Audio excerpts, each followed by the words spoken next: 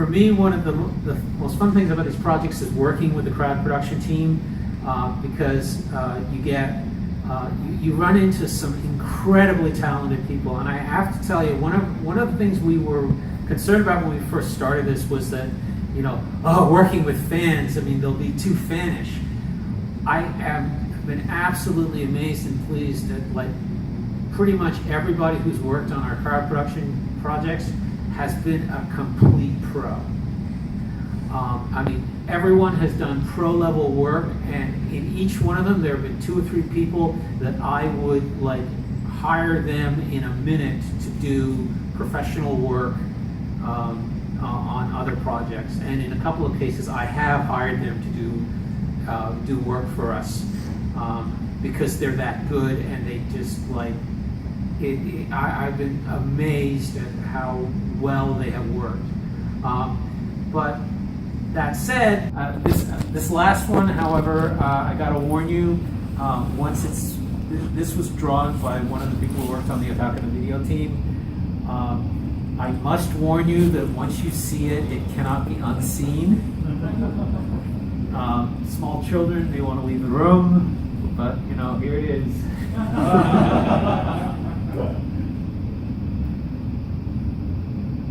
So that's the presentation. There's one other thing. This is just a bizarre little thing, but I thought I'd tell you about it. As I said earlier, the Bubblegum Crisis set is basically, we're going to sell out of them around Christmas. But I had to order a couple of hundred extra of the special challenge coins because we were running low on them, so that I would have enough for the last few, because we only have a couple hundred of the boxes left. So I ordered them, and I got the a couple weeks ago I got the big box from China of all these coins, and I opened it up and found they made a small mistake. You see, we actually had 2 different sizes of coins. We had a smaller coin that came with the basic set, and we had a larger coin that came with the premium set. And I asked for the larger coin, and they sent me the smaller coin. So here I am with a couple hundred of these small coins that I have no use for. So I talked to the company, and I arranged they gave me a deal on them, so I would have them to give away.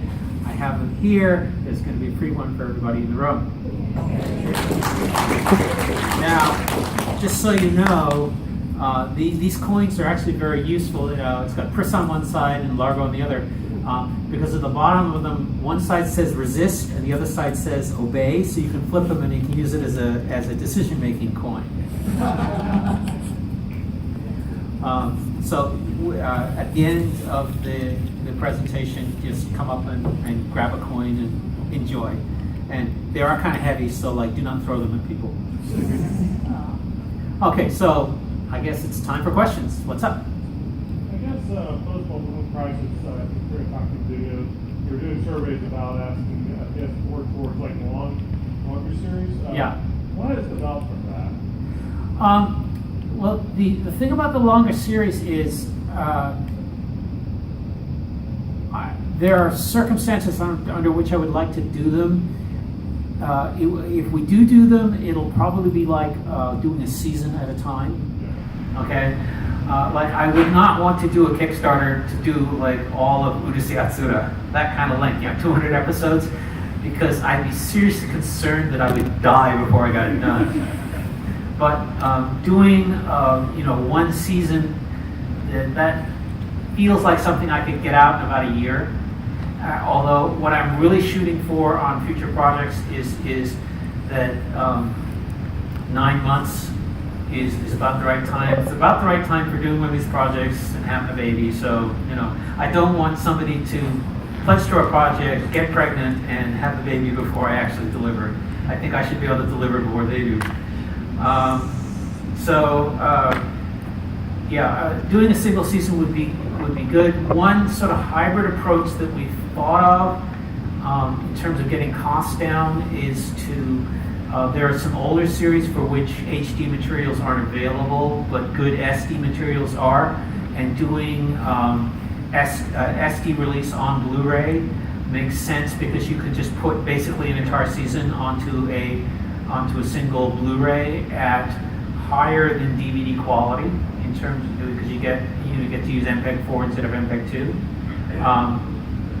So that's definitely something I would be interested in doing.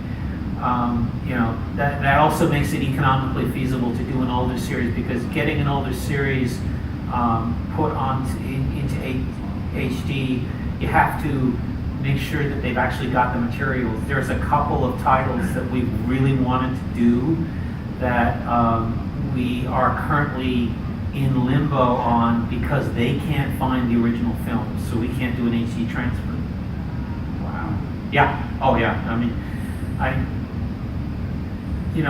stuff that's 20, 25 years old, and the company that originally made it is no longer in existence, and the company that kind of inherited it is no longer in existence, and the company who inherited it for them is no longer in existence. Tracking down who has the materials, or whether or not they've even preserved at all, is often a huge problem. We literally, I kid you not, when we're in Japan and we're talking to licensor A, we sometimes, and they're going to go look for materials for us, we sometimes tell them, oh, by the way, if you happen to notice anything by licensor B in your archives, we're looking for that stuff too. And there have been occasions in the past where, like, person A over here, who you would not expect to know anything about this project, actually knows where the materials are. It's because they used to work over there, or they had their senpai used to work over there, so they find out for you. Next, Mario on the back.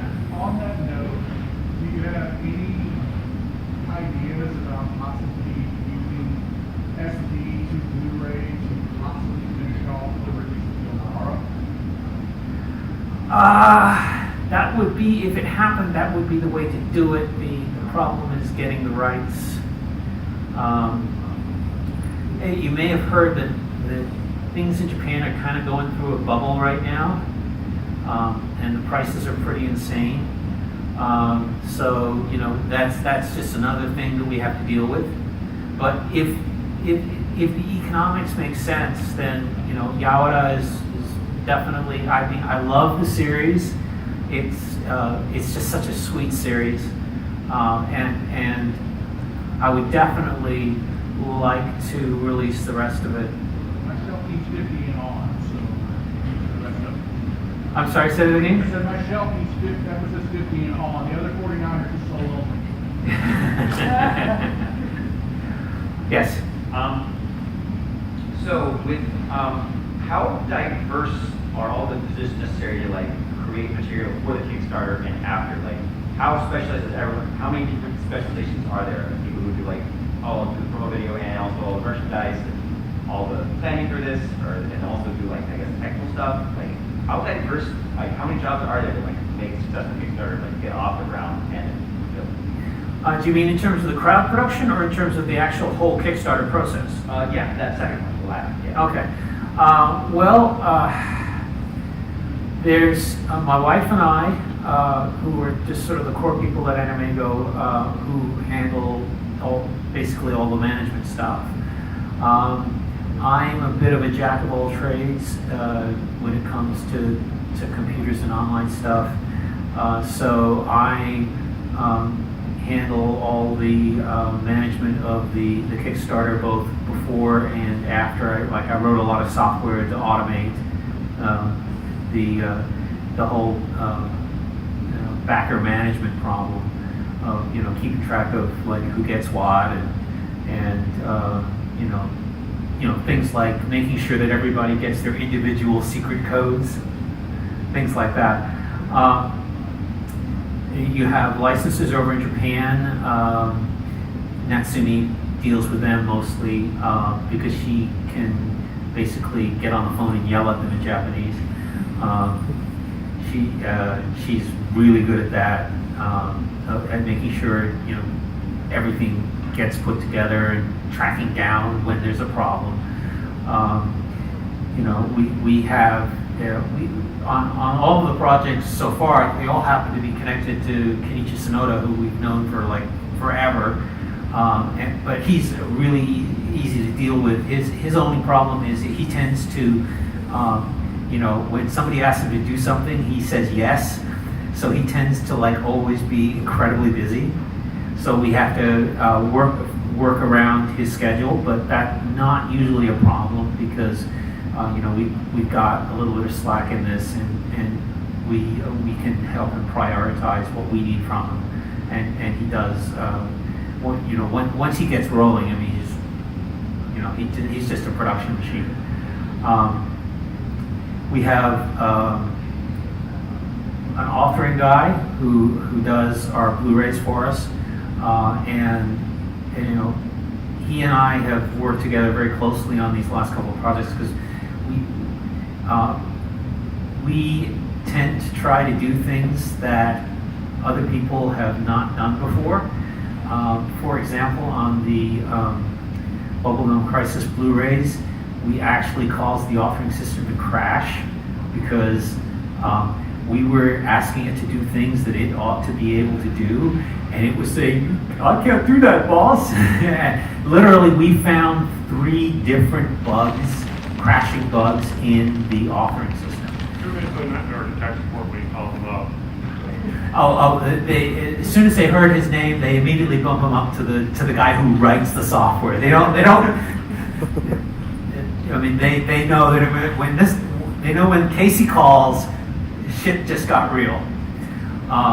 So on Otaku Video, we found out more about the internal scripting of Blu-rays than the guy who wrote the scripting software used. Because there's all these bizarre little gotchas that unless you are doing something completely crazy, you would never run into. But when you enter that code, it's actually running it through a mathematical algorithm to determine whether or not it's a valid code.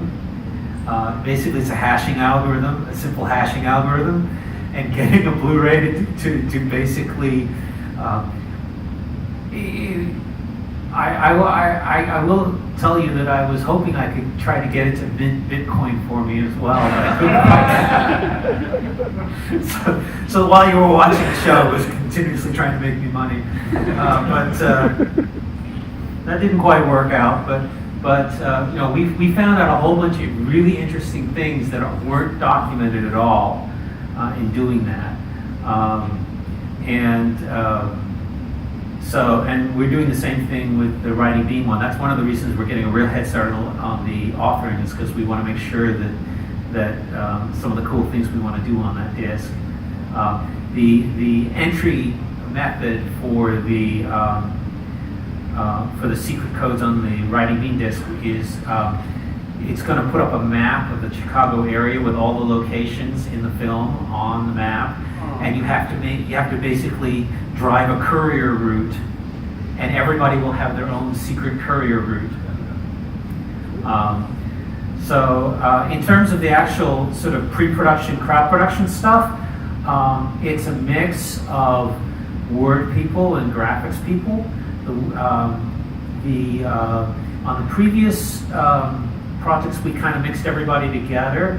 On this project, we were kind of like keeping the word people focused on the proofreading and doing subtitle layouts and kind of working on improvements to the way we do subtitles. We've done a couple of interesting tweaks on the subtitles in Writing Beam to kind of stretch things that we haven't done before on any AnimEigo release. And then we've got the graphics guys, and we have a sort of a general channel too, where everybody talks and bats ideas back and forth.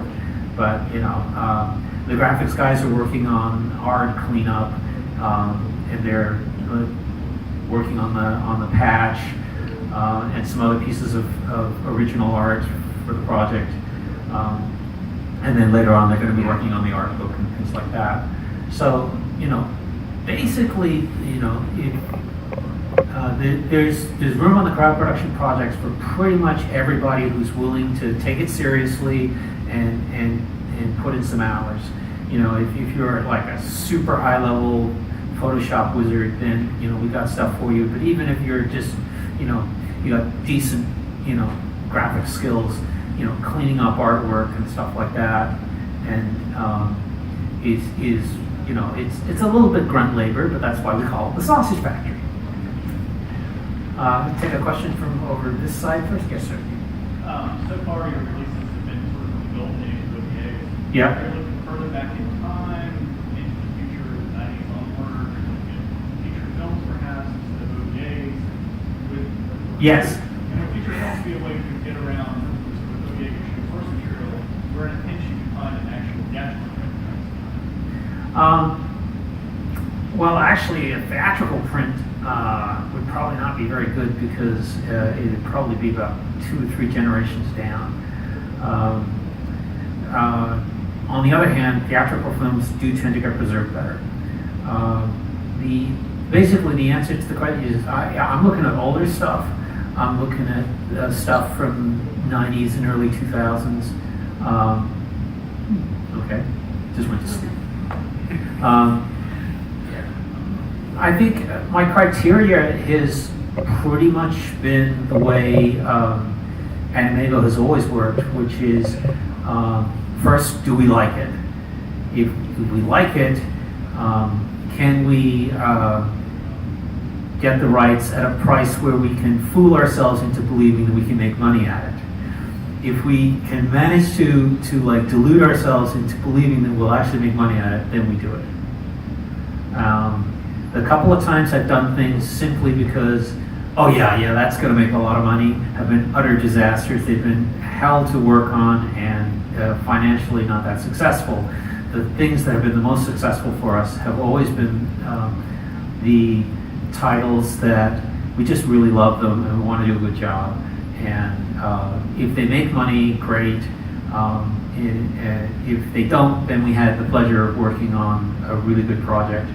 And almost everything we've done has, either broken even or made money. And every 5 or 6 years, we kind of blindly stumble into a project that we really love and ends up being really nicely successful. Like Bubble and Crisis, obviously, back in the day.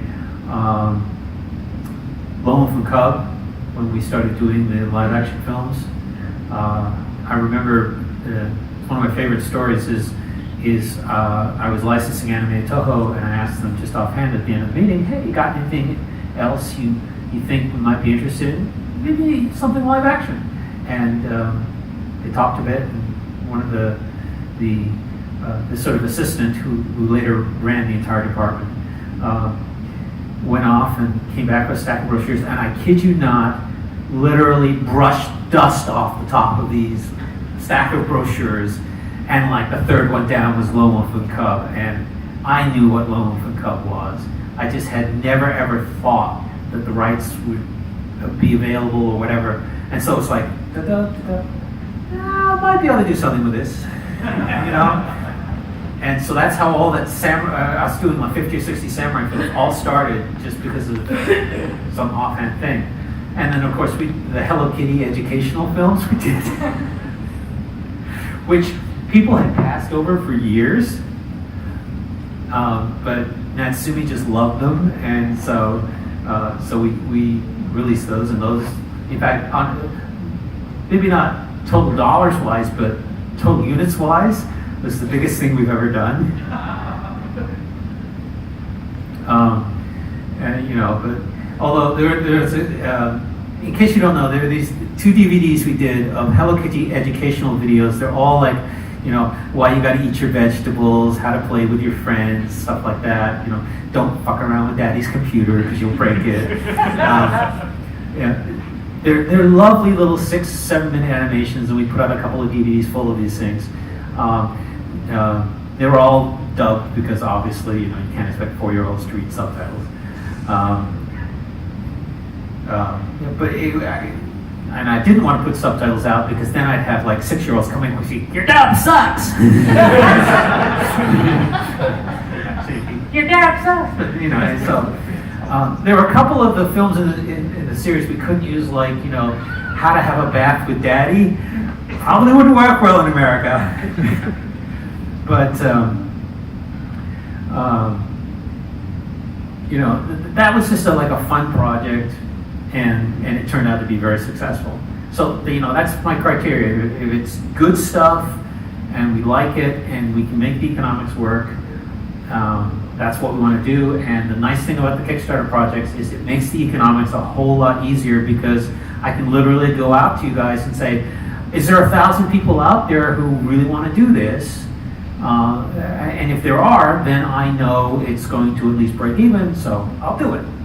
I mean, Macross, when we did Macross, we sort of did kind of a like paleo Kickstarter, because we literally went out to the community and said, if we can get 4,000 or 5,000 people to sign up that promise, you know, pinky swear you're going to buy this.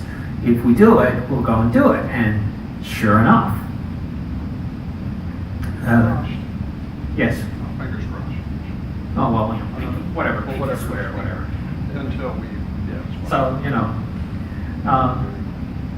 so that's always been, you know, the way we do things. Yes, green shirt in the back. Yes, I know that there's a lot of other companies that are like adapted for the days, the golden days. But I know that sometimes they run into a situation where they can't find the like original one. I think like for instance, they have to go with DVD or whatever the last time it was printed. Is it one of those perfection or bust for you, or what's your stance on that? I would say it would depend on the particular project. Like if it was a TV series, so maybe releasing it on SD makes sense, because then you can put it all into a single Blu-ray. Then I would consider that. I've actually run some polls of our backers to kind of get a better idea of whether or not that would work. And they seem to be reasonably receptive to that. I think it would depend on the quality of the SD materials, like if they had really good master tapes that, you know, we can do some cleanup on and get a good compression out of. So, you know, I guess I would approach that with some caution. I would definitely, you know, reach out to the community to see what they felt about it. I wouldn't, you know, blindly jump in, but I would definitely, for the right title, I would consider it, because there's an aspect of preservation that I think is important. There's a lot of stuff that, you know, unless it's kind of preserved into the latest generation, might, you know, kind of literally rot somewhere, and I don't think that that's right. I mean, you know, people are sometimes surprised when I tell them that I'm not an anime fan. I appreciate anime as an art form, as sort of a subset of movies. I'm a movie fan, and so I appreciate anime for its particular way of telling a story and its particular stylistic virtues. The same way I appreciate film noir, or, you know, great science fiction films, or, you know, whatever it is. And so when something gets something good that I enjoy is not available anymore or gets lost, then that's a bad thing. And if I can in some small way make sure that it survives a little longer, so it has a chance to influence people into the future, then that's what I want to do. And, you know, so long as I can, you know, get paid for doing it. Yes, sir. So, you know, here recently, in recent years, you know, we've had lots of videos that there's a lot of licenses that are basically up for grabs.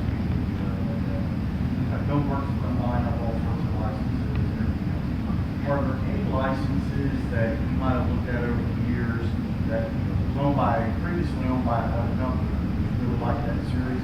If it were available and you were like, I wonder if you could do this same style of project, purchasing this license, you go into that avenue? Oh, absolutely. I mean, if it's a project I like and the rights are available, and I can get the rights for a reasonable price, then I'll do it. And it doesn't matter if it was released previously by other companies. I mean, like I said, there's lots of good stuff from the 90s that has never been released on Blu-ray. Some of it's never been released on DVD.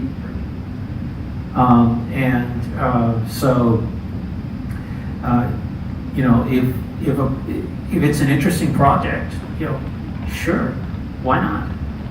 I mean, and hopefully, one of the things that I hope is going to happen, I think it's starting to happen a little bit, is that other people are experimenting with the whole Kickstarter model and with other models that are going to allow them to do this too.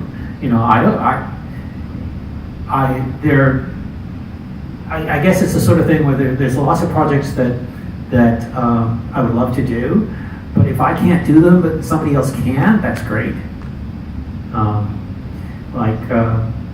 And one of the interesting projects, the Skip Beat project, for example, I think it's a very ambitious project. It's got a little bit of different model than the one we use, but I'm looking forward very much. I mean, I backed that project because I wanted to watch, how that project developed. Also, I've met the young woman who runs Pied Piper, and she's very enthusiastic young woman. I wish her the best of luck. Also helped her out a lot when she brought over AnimEigo to Kickstarter too. She asked for a little bit of advice. She's also using my software to run her campaign. So now I'm doing tech support for my competitor. Well, would there be a potential for like a cooperation? It doesn't say exactly how to do it, like with Pied Piper, but with other companies? Oh, sure. I mean, like I said, if it's an interesting project, for me personally, I got very lucky when I was young, and so I was in a situation where I didn't really have to worry about having a real job, and so for me, it's always been about whether it's a project with AnimEigo or little things I've done on the side. It's always been about the project and doing interesting work. The kind of trite advice that I give people is that you always want to be making new and interesting mistakes. If you're making the same old mistakes over and over again, you got a problem. But if you're making new and interesting mistakes and figuring out how to recover from them, then you're learning something, and you're probably doing something worthwhile. Yes. When I went to UTW, I found under the library's catalog there are 2 boxes containing different things, whether it's production artwork or production cells, that are all related to titles that AnimEigo previously released. And I'm wondering if you had donated these to the school, if you remember that, or if you did, if you thought about going back and looking through there, that maybe some of the materials in there were scanning and maybe from the like writing bead or something. I don't know if there's any writing bead materials in there. If I recall correctly, we gave basically stuff that we had duplicates of or that weren't directly related to particular projects. And that's all. My wife's a UNCW graduate, Natsumi is, and she's a friend of the Japanese professor there, and that's probably how that happened. We also donated. The Library of Congress called us up a couple of years ago and asked for like a couple copies of everything we'd ever done. So he said, "Yeah, we got all this stuff in our attic. We don't need it anymore. Here, take it." I was never able to actually get my hands on the 2 boxes to see what was in there, but for Yeah, well, you never know. There could be like real cool stuff in there. I mean, there's probably a couple of Miyazaki cells in there. Because at one point I had the opportunity to buy like 5 boxes of Miyazaki cells. Like big boxes. And I did. Yes? I was curious because I've heard other people tell me stories and talk about sports. I haven't even hearing it for myself, but I know you worked on the Wizardry games and everything. Yes. And I was wondering, like, what did you think of the Wizardry OBA stuff that happened and everything like that? I've only seen it once or twice, and it's been like about 15 or 20 years.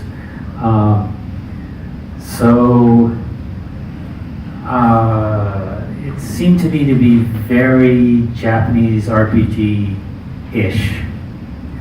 I mean, the Japanese took the Wizardry property and took it in a very interesting direction.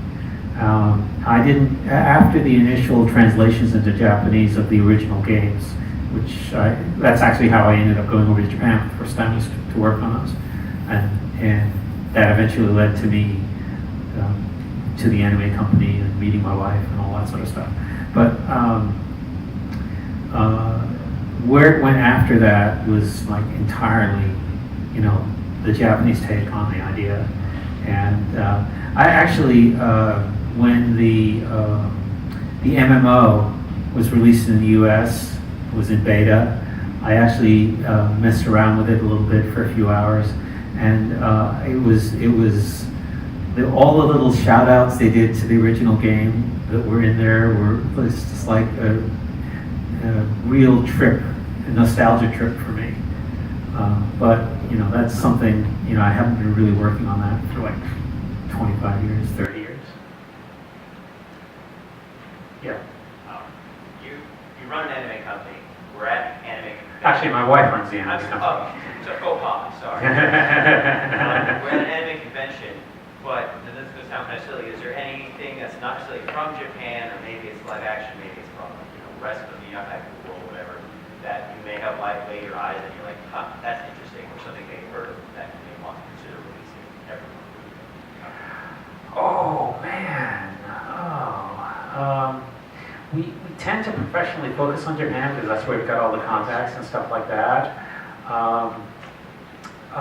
What was it? There was. If it would be anything, it would be some sort of like bizarre little science fiction film, because I'm a huge science fiction fan, right? So definitely, something like that. We actually released a live action Japanese science fiction film called The Clone Returns Home a few years ago, which is this wonderful sort of philosophical, like I said, it's about an astronaut who dies, but then they recreate him from a backup, and it's like, is he the same person? All that sort of philosophical stuff. I love the film, so I was glad to have an opportunity to do that.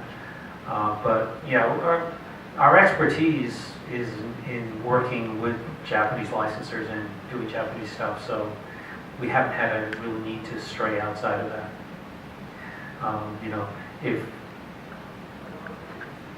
If there had been anything that I would have liked to have gotten a license to, it would have been the Thunderbirds. Because I'm a huge Super Mario Nation fan, because like I'm originally British, and so like when I was a tiny kid, that was what was on TV, so it's like infected me. So I'm a big Thunderbirds fan. Thank you. I believe I had a question in the back. Yes, I had a question about what your thoughts were sort of on like the future of like Kickstarter and AnimEigo, because I know when you did Writing Bee, it seemed like there's besides just like the people that are the small grassroots, it seems like there is like one or two big whales that are starting moving in there, like Funimation, that kind of seem like it really. Do you consider that to be more of a boon or a bane with like sort of your campaign? Because do you consider it to be more of like, oh, it's bringing more attention to it because they're going there for that? Well, I don't really think it was a big problem. All three of those Kickstarters basically were done with different business models for different reasons. And I think that's very healthy that people are experimenting. For example, the Funimation one, right? Yeah, that was market research.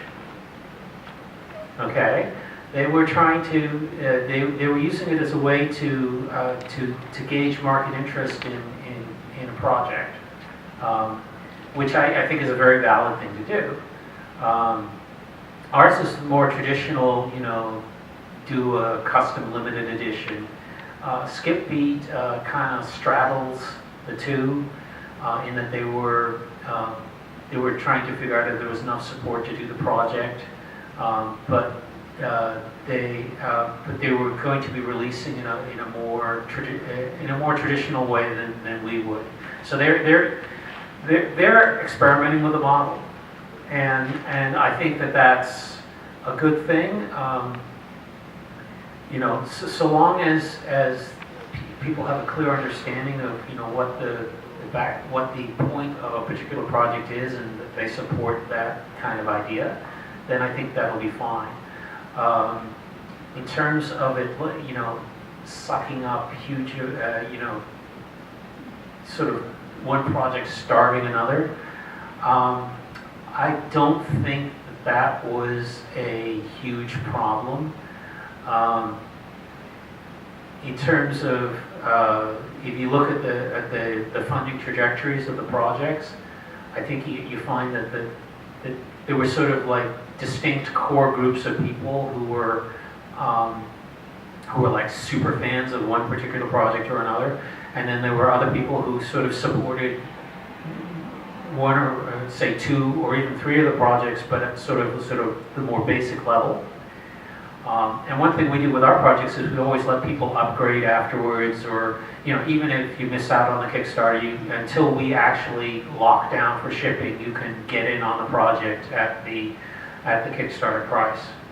So if you want Otaku no Video, you basically got about 2 weeks to pony up, because I'm evil, and once we start shipping, I raise the price. Yes. Are there availabilities? Slack, I think we did on Kickstarter a lot. But what about the BGC collection and everything like that? All of them still available, or is it just like, say, Otaku no Video lock chapters soon, Mac Rock will shortly go off as well? Okay, well, a Bubblegum Crisis, all we have left in the US right now is the premium set, which is like it's the 3-disc set with a fancy box and a couple of extra goodies like the keychain and stuff like that. Otaku no Video, all the variants are still available. So you know, there's the version that comes with the box, there's the version that comes with the little minifigure, and so on and so forth. The only thing I can't do on Otaku no Video right now is give you a personalized certificate, because, you know, we've already locked down the disc. But you know, with that caveat, you can still get all of the goodies, right from the basic, like, $25 version on up. Writing Beam, until we actually lock down for actual replication mastering, which will probably be September, October-ish, you'll still be able to sign up and get your name on the disc and maybe a picture or whatever, if we decide to do that. So, you know, like, we basically, the Kickstarter is just the kickstart of the funding campaign. You know, if the Kickstarter succeeds, we know we're going to make money, and then, you know, we let people sign up for, you know, as long as we can. What time is it, by the way? 4:24. Okay, so we got 6 more minutes. I gotta survive 6 more minutes with you people. So now the hard questions come out. Well, no, I would normally be asking about something like Crusher Joe, but One of my favorite Yes, series. yes. Yeah, I love Crusher Joe. I personally think The Last Weapon Ash could be made into such a kick-ass live-action movie. Okay. How's the Japanese perception of like these Kickstarter projects done? Because I know in the past he said like one of the things he's learned from licensing is nobody really wants to be like the first, the first in the deal to when you start off a business. And so has like these projects that kind of helped. Yeah. It's paralleling how things were for us 25 years ago, where the first few licenses were really tough to do and took a long time, slow, and then suddenly everybody wanted to do business because we'd done a couple of projects, and the people who trusted us made money, and they told their friends and that yeah, they're weird but they pay. and so we got to do more projects, and it's the same thing with the Kickstarters. People were unfamiliar with the model. It literally took us 2 years to get the first project rolling, and then it took us a year to get the second project rolling, and then it took us 6 months to get the third project rolling, and hopefully we're pretty much most of the way through 2 more projects in terms of getting the licensing details working.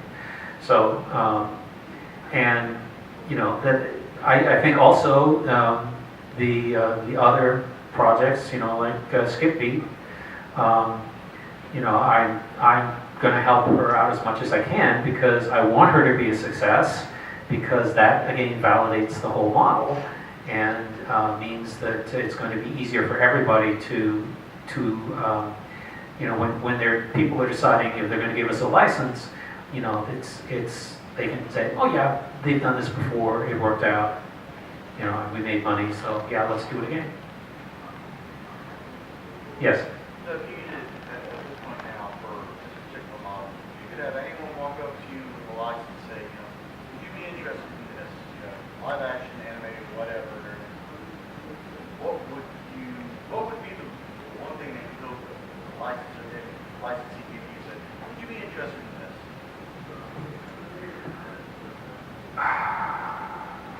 Okay. Not quite sure I understand the question. I guess I'm asking anything. What would be a dream license for you to fall into your hands? I'm not going to give aid and comfort to my enemies by answering that question. I will say that I think that that anime projects will have an easier path because and I think it's actually because of the nature of anime fandom. Anime fandom, as compared to, for example, Japanese live-action film fandom, is incredibly tightly connected. I mean, you guys, because anime fandom has been around for 25 years in this country, and because you're sort of culturally connected into. You've become a sort of a culturally connected part of American culture now. I mean, you guys basically made it okay for people to cosplay at comic book conventions, right? I mean, cosplay basically started with the anime conventions, and now you ask 10 people walking down the street what cosplay is, and I bet you 7 out of the 10 will know what it is. Right? And a big part of that is the convention culture has kind of, connected you people together with each other so much that, the average distance between me and a random fan on Twitter, maybe 3 or 4. Would you say in America? I think it's certainly less than 6. Certainly less than the 6 degrees of separation. That's how tightly connected you guys are. So that when an interesting project comes out, pretty much everybody, or at least I'd say 60% of the people who would be interested in it will know about it within a month. Okay. I don't think that's true of, say, samurai film fans.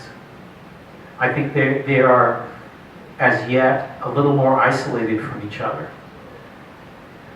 So both their connection distance and also the time diffusion time that it takes for information to diffuse out are greater with them, and that with crowdfunding, it's all about the sociality and the networks. It's literally a network effect.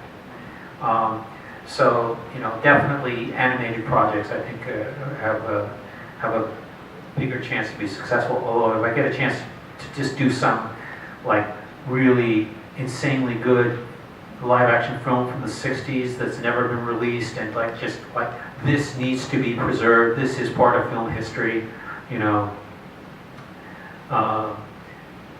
then I would definitely consider giving it a shot. Okay, I guess we're out of time. Thank you very much for coming. Come pick up your goodies.